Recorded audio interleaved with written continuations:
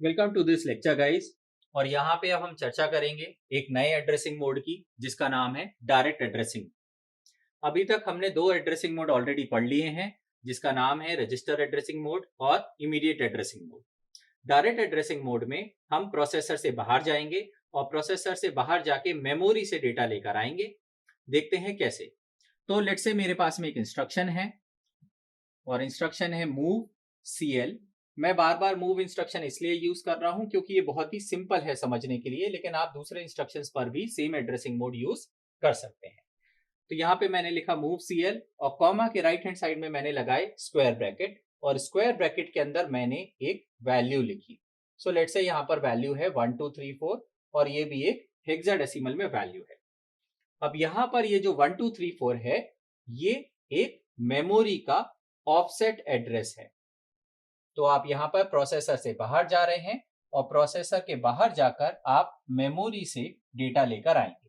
कैसे लेके आएगा आपका प्रोसेसर? तो आपका प्रोसेसर इस पर्टिकुलर इंस्ट्रक्शन में एक मेमोरी पर जाएगा। किसी भी मेमोरी पर जाने के लिए आपको दो एड्रेसेस की आवश्यकता पड़ती है। पहला एड्रेस जिसकी आपको आवश्यकता पड़ती है वो होता है सेगमेंट एड्रेस और दूसरा एड्रेस जिसकी आपको आवश्यकता है वो है आपका ऑफसेट एड्रेस। जब आप ये मूव इंस्ट्रक्शन एग्जीक्यूट कर रहे हैं तो सेगमेंट एड्रेस हमेशा ही आपको मिलता है एक रजिस्टर जो हमने यूनिट 1 में पढ़ा था जिसका नाम है डेटा सेगमेंट रजिस्टर डीएस, और ऑफसेट एड्रेस जिसकी मैंने यहाँ पे स्पेलिंग गलत लिख दी है तो ये आपका होगा ऑफसेट एड्रेस और आप ऑफसेट एड्रेस आपको सीधा सीधा इंस्ट्रक्शन में दिखाई दे जाएगा। तो यहाँ पे इस केस में ऑफसेट एड्रेस आपका रहेगा 1234 इन हेक्साडेसिमल। तो ये जो मेमोरी लोकेशन है जहां से प्रोसेसर मेरा डेटा पिक करेगा वो मेमोरी लोकेशन हो जाएगा ds कोलन जो भी ऑफसेट एड्रेस आपको यहाँ पे दिया हुआ है। तो इस केस में दिया हुआ है 1234। अब हम ds की भी कुछ वैल्यू अज्यूम कर लेते हैं। सो लेट से ds के अंदर वैल्यू है आपकी 2000 इन हेक्साडेसिमल। तो यहां पर ये जो एड्रेस है जहां से मेरा प्रोसेसर डेटा पिक करेगा वो हो जाएगा 2000 कोलन 1234 इन हेक्साडेसिमल।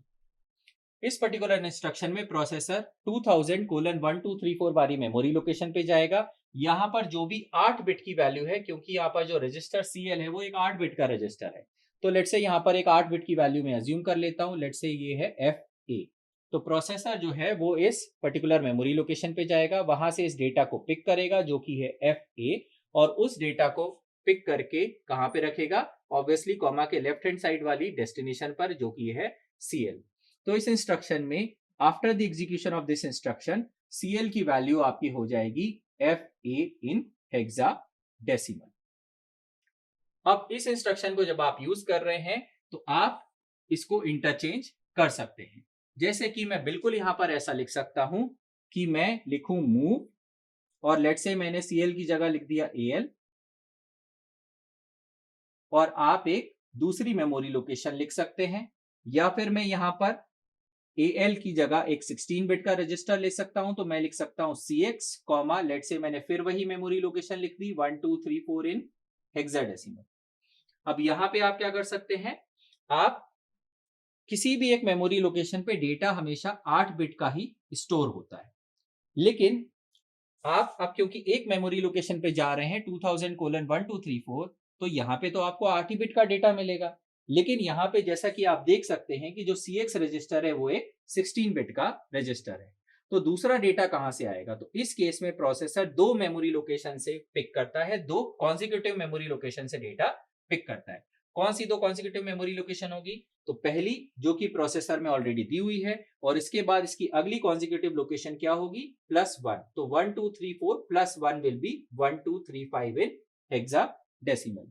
तो आपका प्रोसेसर अब यहां पे अगली मेमोरी लोकेशन जो कि होगी 2000 कोलन 1235, इन दो मेमोरी लोकेशन से आपका प्रोसेसर इंफॉर्मेशन पिक करेगा और उस इंफॉर्मेशन को उठा के प्लेस करेगा CX रजिस्टर में।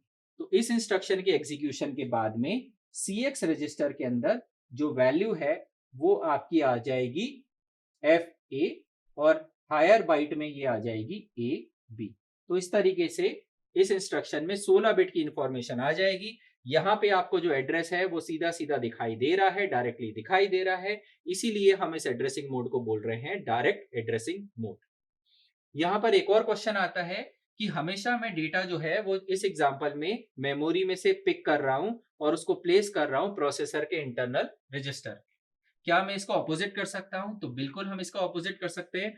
हम बिल्कुल ऐसा लिख सकते हैं कि हम डेटा पिक करें किसी रजिस्टर में से। सो लेट से मैंने रजिस्टर ले लिया एल और मैं उसको प्लेस करूं किसी मेमोरी लोकेशन पे। तो लेट से मैंने यहाँ पर मेमोरी लोकेशन ले ली है 1236 इन हेक्साडेसिमल। अब ये इंस्ट्रक्शन क्या करेगा? ये इंस्ट्रक्शन कॉमा के राइट हैंड साइड में सोर्स है एल, वहां से डेटा को पिक करेगा और इसको प्लेस करेगा इस मेमोरी लोकेशन पे। तो यहाँ पे मैंने ले लिया 1236, तो अगेन 2000 कोलन अगली वाली मेमोरी लोकेशन 1236 जो कि आपके इंस्ट्रक्शन में यहाँ पे दी हुई है। यहाँ पर डेटा आएगा। अब कहां से डेटा आएगा? एल रजिस्टर में से। तो मैं अज्यूम कर लेता हूं कि एल के अंदर एक वैल्यू है लेट से 1A।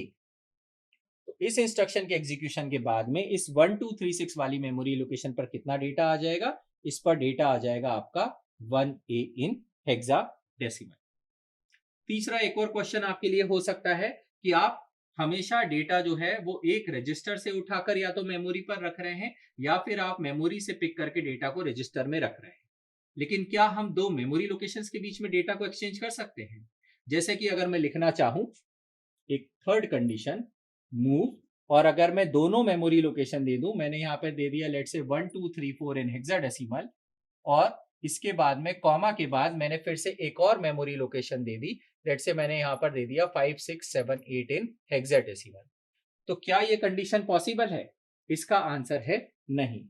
8086 जो प्रोसेसर है, इस प्रोसेसर में आप एक मेमोरी लोकेशन से दूसरी मेमोरी लोकेशन पे डायरेक्टली डेटा को प्लेस नहीं कर सकते हैं। आपको हमेशा डेटा प्रोसेसर के थ्रू राउट करना पड़ेगा। तो अगर मुझे ये ऑपरेशन परफॉर्म करना है जहां पे मुझे एक मेमोरी लोकेशन से दूसरी मेमोरी लोकेशन पे डेटा परफॉर्म करना है, डेटा मूव करना है, वहां पे आपको पहले डेटा को किसी इंटरनल रजिस्टर में लेके आना पड़ेगा। सो लेट से आप डेटा पहले एक इंटरनल रजिस्टर एल या जो भी आपको पसंद है उस रजिस्टर में लेके आ जाएंगे और उसके बाद उस डेटा को आप मूव करेंगे दूसरी मेमोरी लोकेशन पर। एग्जाम्पल के तौर पे अगर आपको यही ऑपरेशन परफॉर्म करना है तो आप लिख सकते हैं मूव, सबसे पहले आप डेटा एल में लेके आ जाएंगे। कहां से डेटा लेकर आना है आपको? इस मेमोरी लोकेशन से। तो आप लिख देंगे 5 6 7 8 इन हेक्साडेसिमल और उसके बाद में आपको इस डेटा को एल से उठा के कहां पे रखना है? 1 2 3 4 वाली मेमोरी लोकेशन पे रखना है। तो मैं यहाँ पे लिख दूंगा मूव और उसके बाद में डेस्टिनेशन वाली जगह पर मैं एड्रेस लिख दूंगा विच इज माई 1234। तो मैंने यहाँ पे लिख दिया 1234 इन हेक्साडेसिमल और कॉमा के राइट हैंड साइड सोर्स पर मैं लिख दूंगा एल। तो इस तरीके से पहला डेटा मूव हुआ मेमोरी से रजिस्टर में और इसके बाद में डेटा मूव हुआ एल रजिस्टर में से मेमोरी पर।